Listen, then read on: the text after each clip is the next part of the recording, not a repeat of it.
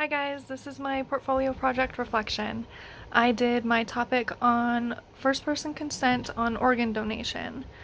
The case study that I chose was about a motorcycle accident victim who was put on life support with a 1% chance of a meaningful recovery. His family decided to take him off of life support and let God do his work. When they were notified that he was an organ donor, they refused to let his organs be donated. And with only the driver's license marked with the little heart and the Y that says organ donor to go off of, the hospital was unsure of what to do. But luckily there is a law implemented and the family didn't have a say. It's important to have a living will for situations like this, and that's one of the key takeaways from this. The law that was implemented is the Anatomical Gift Act.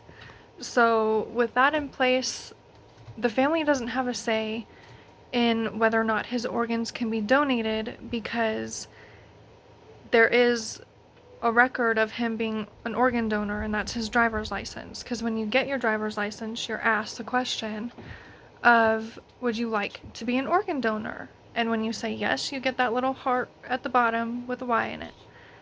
So with that in place, his organs were able to be donated and evaluated before taken off of life support. This portfolio project, excuse me,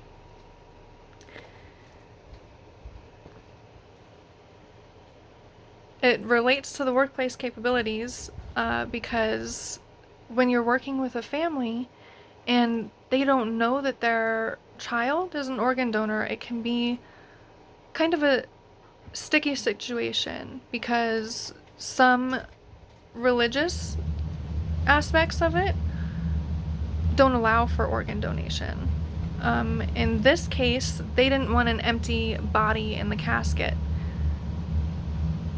The ethical stance that I chose to go with on this was utilitarianism because of the greatest happiness principle. So by donating his organs, he was able to, sorry, that was my cat.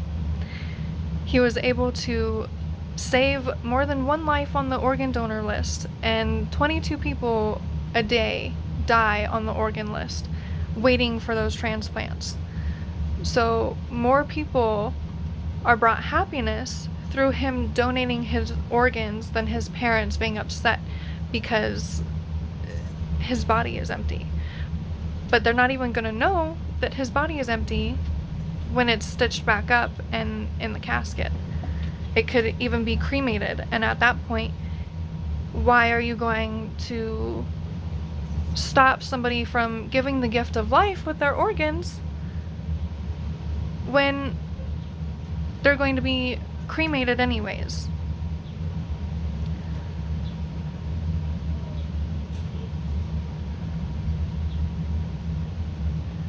This portfolio project is going to benefit me in my future career because I may have to deal with things like this being a social worker.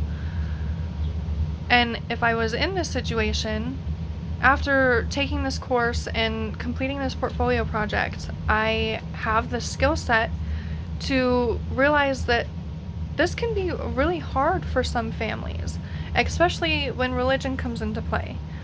But as long as there is record of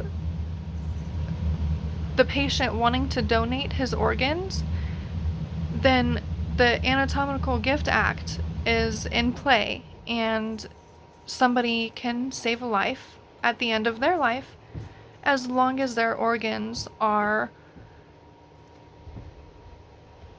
up to the standard for the donation.